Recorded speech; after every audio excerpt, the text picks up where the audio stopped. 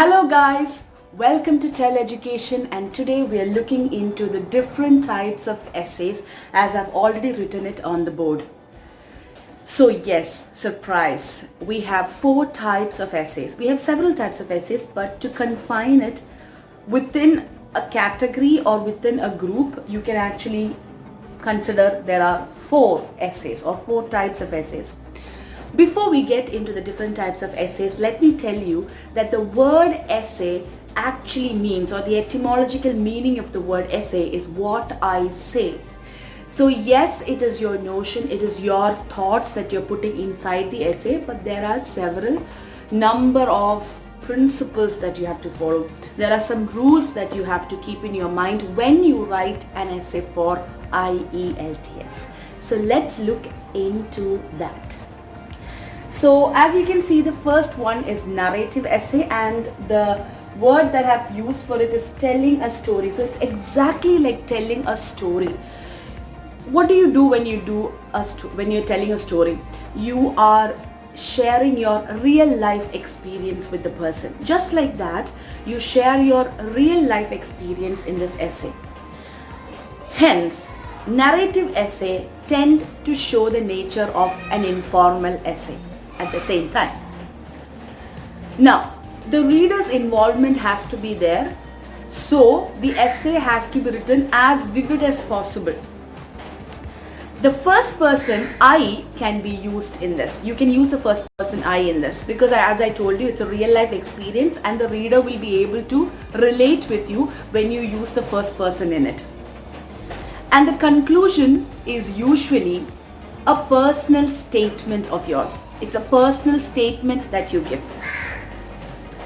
So this is your narrative essay, and that is why it's like telling a story. For IELTS exam, they don't ask a lot of these kind of essays, which is the narrative essays, because the IELTS exam is a formal exam and they look into the formal side of things, and so these kind of essays can not be totally relatable to the exam. Hence, narrative essays are not asked much for IELTS, but there is always a possibility. Let's get into the second one, which is the descriptive essay. And the imagery that I've used here is painting a picture, and I love that imagery. So for painting a picture, you need colors, you need paint, you need colors basically to actually bring a picture to its life. Just like that, for the descriptive essay to come to its life, you need to use words instead of colors. So this is an essay which calls for the need of vocabulary. Here also you can use the first person. It is considered to be a cousin of the narrative essay. The reason why they call it the cousin of the narrative essay is because it's very similar. Now, descriptive essay is to actually describe something. You have to describe it in such a way that the person will get a whole picture of what you actually thought. Now, the conclusion is the funny part. The conclusion can be very evocative. When I say evocative, what I mean by that is emotional.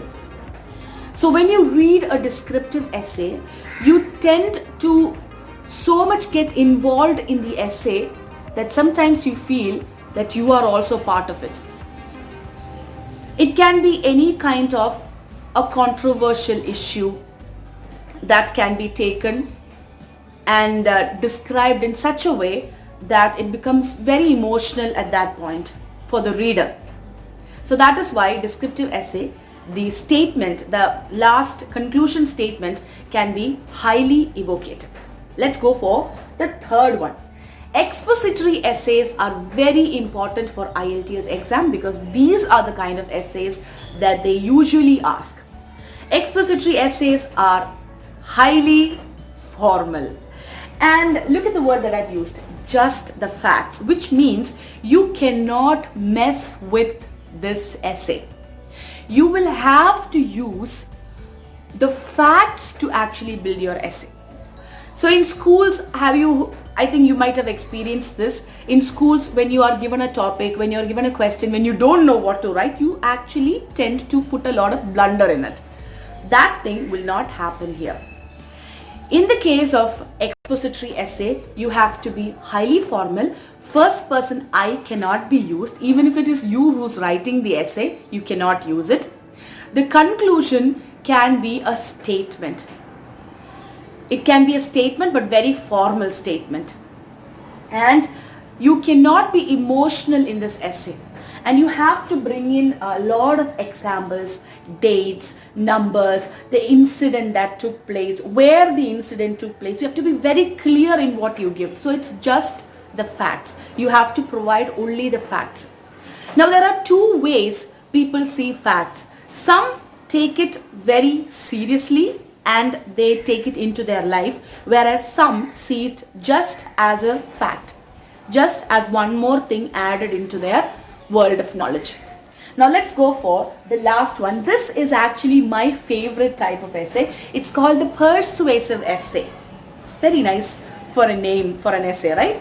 So persuasive essays are also known as convince me. That sounds like challenge, right? Yes, it is very challenging as well. Now to convince a person, it's very difficult because the person will have a number of questions and doubts that in her or his mind. So when you put a statement in front of them, they can attack you with all these questions. And if you're not prepared, you might fail to convince them. Just like that, when you write a persuasive essay, you should not just look into one side of the essay or one side of the topic, but you have to look into all the sides of the topic to bring a neutral answer out of it. So highly sensitive topics can be asked for persuasive essay, like women empowerment, sexual inequality, and freedom and liberty. And these are some of the questions which are very sensitive. You touch one point, you'll have to give answer for all the other points. So you have to be neutral. You have to look into all the sides of the points, all the sides of the topic, and then give a neutral answer. The statement can be personal, but first person I cannot be used in it. So you have to be, it's a very formal exam. So it's a very formal essay. So persuasive essays, expository essays are the two types of essays that are usually asked for your IELTS exam. These two are also meant to be asked, but so far they have not asked these two kinds of essays. As I told you before, possibility, this time they might.